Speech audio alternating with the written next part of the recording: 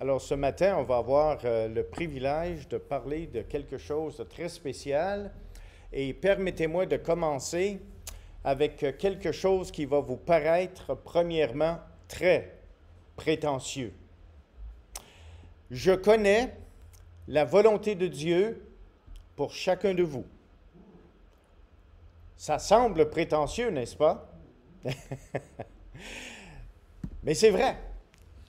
Alors, ce matin, j'aimerais attirer votre attention à un passage des Saintes Écritures, 1 Thessaloniciens, chapitre 4, versets 1 à 8. L'étude que nous allons faire ensemble, ça va être la moitié cette semaine et l'autre moitié la semaine prochaine, le Seigneur voulant. Alors, comment se fait-il qu'une personne comme moi peut connaître la volonté pour chacun de vous? Eh bien, selon 1 Thessaloniciens chapitre 4, verset 1, nous lisons ceci. Écoutez bien et je vous demanderai de souligner quelques phrases ou d'encadrer certains mots dans le texte que nous allons lire. Au reste, frères, puisque vous avez appris de nous comment vous devez vous conduire et plaire à Dieu. Alors maintenant, c'est de ça dont nous parlons aujourd'hui. Notre conduite qui doit plaire à Dieu. Et que c'est là ce que vous faites. Nous vous prions et nous vous conjurons au nom du Seigneur de marcher. Soulignez ce mot. Notre but en tant que chrétien, c'est de marcher à cet égard de progrès en progrès. Verset 2. Vous savez en effet quel précepte nous vous avons donné de la part du Seigneur Jésus. Ce que Dieu veut, soulignez ça. Vous voulez savoir qu'est-ce que Dieu veut, qu'est-ce que Dieu veut de vous? Eh bien, ça le dit dans les Écritures, noir sur blanc. Ce que Dieu veut, c'est votre sanctification. C'est que vous vous absteniez de l'impudicité. C'est que chacun de vous sache posséder son corps dans la sainteté et l'honnêteté, sans vous livrer à une convoitise passionnée, comme font les païens qui ne connaissent pas Dieu. C'est que personne n'use envers son frère de fraude et de cupidité dans les affaires, parce que le Seigneur tire vengeance de toutes ces choses, comme nous vous l'avons déjà dit et attesté. Et finalement, le verset 7. Car Dieu ne nous a pas appelés à l'impureté, mais à la sanctification. Celui donc qui rejette ses préceptes ne rejette pas un homme, mais Dieu. Dieu qui vous a aussi donné son Saint-Esprit. Alors, il faut reconnaître que, théologiquement parlant, il y a deux aspects à la volonté de Dieu. La première chose que nous devons reconnaître, c'est que la volonté de Dieu pour chacun de nous comprend une conduite qui plaît à Dieu. Vous allez retrouver dans le contexte de la parole de Dieu, dans son ensemble, qu'il y a la volonté de Dieu révélée, ou si vous désirez, la volonté de Dieu générale. Ça, c'est ce que Dieu a dit qu'il voulait de vous. Ça, c'est pour tout le monde. Dieu a donné sa volonté à tous ses enfants. Et c'est clair, c'est ce qu'on appelle la volonté de Dieu générale. Mais en plus de ça, le Seigneur nous donne aussi sa volonté spécifique. Ça, c'est unique à chaque croyant. Maintenant, la volonté de Dieu générale, c'est ce que nous devons être en tant qu'individus. Alors que la volonté de Dieu spécifique, c'est ce que nous devons faire pour Dieu en le servant. Comprenez la différence? La volonté générale, ça a à faire avec ce que nous devons devenir, ce que nous devons être en tant qu'individus. Alors que la volonté spécifique de Dieu, c'est ce que nous devons faire pour lui. Plusieurs chrétiens aujourd'hui s'attardent longuement à connaître la volonté de Dieu spécifique pour eux, ce qu'ils doivent faire pour Dieu.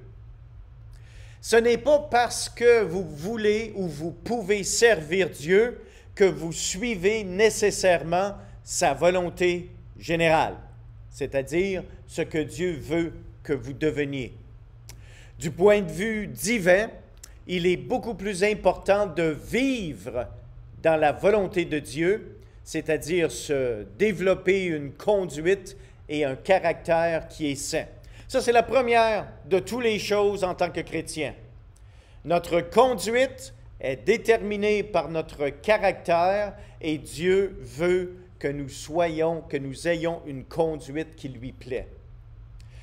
Peu importe ce que vous pouvez faire pour lui, si vous n'avez pas une conduite pour Dieu, une conduite qui va lui plaire, eh bien, tout ce que vous pouvez faire pour lui n'importe peu. Jaël, est-ce que tu pourrais juste le fermer? Merci. Alors, du point de vue divin, c'est beaucoup plus important de vivre dans sa volonté que d'être dans sa volonté et découvrir ce que nous voulons ou pouvons faire pour lui. Nous devons nous préoccuper du progrès de notre conduite et de notre caractère. Alors, le premier examen qu'on fait en tant que chrétien, c'est « Comment va mon caractère? Est-ce que j'ai un bon caractère? Est-ce que j'ai un caractère discipliné? Est-ce que j'ai un caractère patient? Est-ce que j'ai un caractère qui plaît à Dieu? Sinon, on a de l'ouvrage à faire. Mais en plus, notre caractère va certainement affecter notre conduite. Aux yeux de Dieu, le bon développement de notre âme est beaucoup plus important que les activités que nous pouvons accomplir en son nom. Il ne faut jamais oublier ça. Parce que les activités qu'on fait pour Dieu sont visibles. Alors, on est intéressé que tout le monde puisse bien nous voir parce que c'est ce qu'ils peuvent voir. Mais Dieu, lui, qui regarde à l'intérieur de notre cœur, est intéressé à notre conduite et notre caractère et son développement. Dans le passage de 1 Thessaloniciens, chapitre 5, versets 16 à 22, il nous est dit ceci. « Remarquez dans ce que je vais lire combien de verbes à l'impératif vous allez être capable de trouver. Soyez toujours joyeux. Priez sans cesse. Rendez grâce en toutes choses, car c'est à votre égard la volonté de Dieu en Jésus-Christ. » Vous voulez connaître la volonté de Dieu? C'est clair.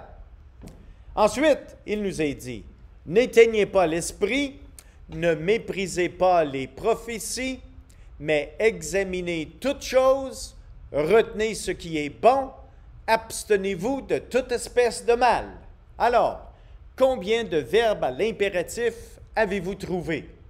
Vous les avez comptés? Soyez, priez, rendez, n'éteignez pas l'esprit, ne méprisez pas les prophéties, examinez toutes choses, retenez ce qui est bon, abstenez-vous de toute espèce de mal. 8 verbes à l'impératif dans ce court passage. Bien-aimés, un verbe à l'impératif, c'est un commandement. Ce n'est pas quelque chose sur lequel on a un choix. Le seul choix qu'on a, c'est de lui obéir ou de ne pas lui obéir. Mais chacune de ces choses affecte notre caractère. Et il est dit clairement, dans ce que nous avons lu, que ceci est la volonté de Dieu pour nous. Dans 1 Pierre, chapitre 2, verset 15, « Car c'est la volonté de Dieu qu'en pratiquant le bien, vous réduisez au silence les hommes ignorants et insensés. » Encore une fois, la volonté de Dieu est claire, n'est-ce pas? Mais ici, il s'agit de la volonté de Dieu générale, celle qui affecte tous les croyants, celle que tous les croyants devraient être intéressés pour développer leur caractère afin de changer leur conduite. 2 Pierre, chapitre 3, verset 9. « Le Seigneur ne tarde pas dans l'accomplissement de la promesse, comme quelques-uns le croient, mais il use de patience envers vous, ne voulant pas qu'aucun périsse, mais voulant que tous arrivent à la repentance. Alors, si jamais vous pensez à quelqu'un, un ami, un frère, une sœur, une parenté quelconque, un voisin qui n'est pas sauvé, vous ne pouvez jamais vous poser la question, est-ce que je devrais prier pour son salut ou non? Parce que vous savez d'avance que, basé sur la volonté de Dieu, Dieu ne veut pas qu'aucune personne périsse. Alors oui, on doit prier pour le voisin, oui, on doit prier pour son frère, oui, on doit prier pour sa sœur, oui, on doit prier pour ceux qui nous entourent, que le Seigneur place sur notre cœur, et on doit prier pour leur salut. Parce que, en agissant ainsi, on accomplit la volonté de Dieu générale. La volonté de Dieu pour chacun de vous comprend une marche chrétienne qui progresse toujours. Vous avez retenu dans le passage que nous avons lu dans 1 Thessaloniciens, nous marchons de progrès en progrès. Quelques remarques sur la marche. Malheureusement, certains croyants préfèrent chômer dans leur vie sur terre plutôt que de marcher dans les voies de Dieu. Vous savez ce que c'est, chômer? Je vous explique. C'est une expression que les pêcheurs de grands poissons utilisent. Pour pogner un grand poisson, il faut faire du chumming. Un chumming, c'est que vous avez plusieurs petits poissons que vous mettez dans de l'eau, dans un couleur, et que vous mettez sur le bateau. Ces poissons-là sont là pour attirer le grand poisson. Alors, vous prenez un petit poisson, vous crevez un œil au petit poisson et vous le jetez derrière le bateau. Qu'est-ce qui se produit? C'est ceci. C'est que le petit poisson avec l'œil crevé pense qu'il s'en va tout droit. Mais parce qu'il a un œil crevé, tout ce qu'il fait, c'est qu'il tourne dans l'eau, constamment, à la même place. Toujours. Là, le pêcheur de grands poissons prend un autre petit poisson, creve le même œil, le jette dans l'eau, et le deuxième poisson tourne, tout en pensant qu'il s'en va droite. Savez-vous qu'il y a plusieurs chrétiens qui sont comme ça dans la vie chrétienne? Ils pensent qu'ils s'en vont à droite, tout ce qu'ils font, c'est qu'ils tournent en rond. Puis finalement, eh bien, après peut-être 7, 8, 10, 12 de ces petits poissons qui tournent en rond, mais qui suivent le bateau qui s'en va lentement, finalement, le pêcheur met un petit poisson, creve son œil, mais met l'hameçon dans le petit poisson. Le grand poisson arrive, gloup. Et finalement, il arrive sur le dernier petit poisson qui a l'hameçon, il est pris au piège. C'est ça, chummer. Hein? C'est une expression qu'on utilise dans la Beauce. « Ah, j'ai un chum! » C'est tout ce que ça veut dire. Tu viens de pogner un gros poisson, c'est ça? Eh bien, ça, c'est l'expression « chummer ». C'est quelque chose que j'ai appris d'un pêcheur de grands poissons. Alors, les amis, vous vous souvenez des enfants d'Israël dans le désert? Pendant 40 ans, tout ce qu'ils ont fait, c'est qu'ils se sont promenés d'une place à l'autre. Ils n'ont jamais entré dans la terre promise. Ça a pris 40 ans avant que finalement ils rentrent dans la terre promise. C'est possible pour les chrétiens, même aujourd'hui. Ah, ça semble aller bien, ils pensent en aller droit, mais tout ce qu'ils font, c'est qu'ils tournent en rond. Ils tournent en rond. Eh bien, la parole de Dieu nous encourage d'avoir une marche de progrès en progrès. Ça veut dire que pour marcher, tu ne peux pas faire du surplace, parce que sinon, c'est pas de la marche, tu as été nulle part. Ce n'est juste que du surplace. Alors, une marche implique un progrès. Malheureusement, beaucoup de croyants marchent en rond, comme les enfants d'Israël dans le désert. Une marche est accomplie par ceux qui sont vivants. Les morts, ça ne marche pas. Ça, c'est juste dans les films d'Hollywood. Mais les morts ne peuvent pas marcher. Alors, pour marcher, il faut être vivant. Une autre chose qu'on peut observer sur la marche, c'est qu'une marche exige une force et une croissance. Un bébé naissant, c'est tout petit. Tout ce que ça fait, c'est que ça pleure, puis ça fait des caca dans la couche, puis ça mange. C'est à peu près tout. Mais ça ne marche pas. Pourquoi ça ne marche pas, un petit bébé? C'est parce qu'il n'a pas grandi, il n'a pas pris de force. Mais une fois qu'il va grandir, une fois qu'il va avoir pris de la force, il va commencer à se traîner, il va se lever un peu. Finalement, il va être debout, il va se traîner avec les meubles ou après les meubles. Et finalement, il va commencer à marcher. Puis maman, puis papa, ils vont appeler grand-papa, puis ils vont dire « Hey, il marche, il marche! » Ouais, il a fait quoi, toi, pas? Réjouis-toi pas si vite, mais qu'il y ait une autre année de fête, c'est toi qui vas s'essouffler à courir après. Ah, mais c'est des choses qui arrivent. Mais la marche exige une certaine force. C'est pour ça qu'il y a des personnes qui vont à l'hôpital, ils se font opérer, puis ils ne peuvent pas marcher, puis lentement, ben, on les encourage à faire quelques pas, ensuite finalement dans le corridor, et finalement peut-être un peu dehors, puis finalement, bon, on les relâche parce qu'ils sont capables de marcher. Et la force exige, la marche exige une force. Avez-vous la force de marcher? Marcher dans la vie chrétienne, de progrès en progrès. Une marche demande une liberté, parce que si tu n'es pas libre, tu peux essayer de marcher, mais tu t'en vas pas trop loin. Ça me rappelle un chien qu'on a déjà eu, et parce que c'était un husky, aussitôt qu'il était lousse, il avait tendance à se sauver. Ça fait qu'est-ce qu'on a fait? C'est qu'on l'a attaché. Il avait bien du fun, mais tout ce qui pouvait aller, c'est la longueur de la chaîne. Mais vous savez qu'il y a bien des chrétiens qui sont liés par leur péché, et tout ce qu'ils font, c'est comme un chien sur une chaîne. Ah oui, ils font des grosses activités, mais ils ne vont jamais nulle part dans leur marche chrétienne, parce qu'ils sont encore liés par les chaînes de leur péché, qui les retient dans leur marche, dans leur croissance, dans leur vie chrétienne, et ce qu'ils doivent devenir pour Dieu.